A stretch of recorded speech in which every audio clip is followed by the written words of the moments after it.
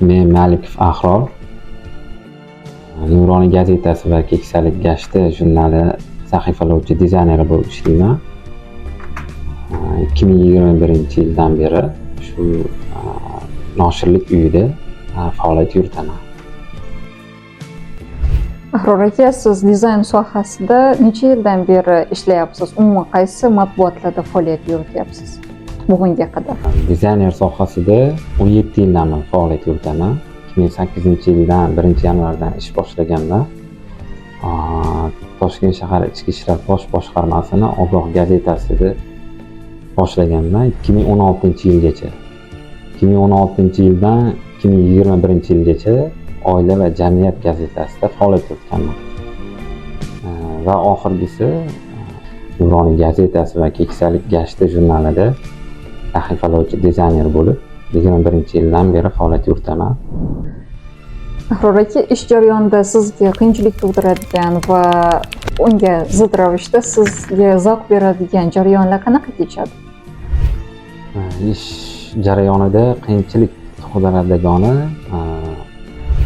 bizga meni o'zimnikida tayyor bo'lgan sahifani olib tashlash yoki boshqa maqola qo'yish bu menga qiyinchilik tug'diradi.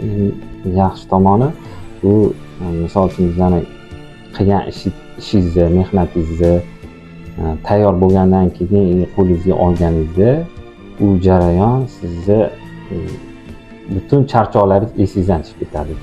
Siz qanaqa mehnat bilan tayyorlangani u sizga zavq bag'ishlaydi. Bu qilgan mehnatingiz qo'lingizga kelib tushganida. Shu o'rinda Ahror aka, kuzatuvchilarimizga gazeta va jurnallarimiz haqida o'zingizni tavsiya va maslahatlaringizni bildirsangiz. Gazeta va jurnal haqida tavsiyalarim: bu gazetamizning nomi Nuroniylar, jurnalimizning nomi Keksalarga bag'ishlangani uchun faqat bu gazeta jurnallarimizdan keksalar emas, yoshlar ham o'qishini tavsiya qilardim. Keksalar uchun emas, asosan yoshlar o'qib kerakli ma'lumotlar olish mumkin. Jurnallarimizda mutolaa sahifalari bor, hikoyalarimiz bor, yoshlarga bag'ishlangan. Yoshlarimiz o'rnak olsa bo'ladi bu maqolalardan. O'qishni tavsiya qilardim yoshlarimizga. Keksalardan ko'ra yoshlarimiz saboq olishlarini tilab qolardim shu bizning gazeta va jurnallarimizdan o'qib.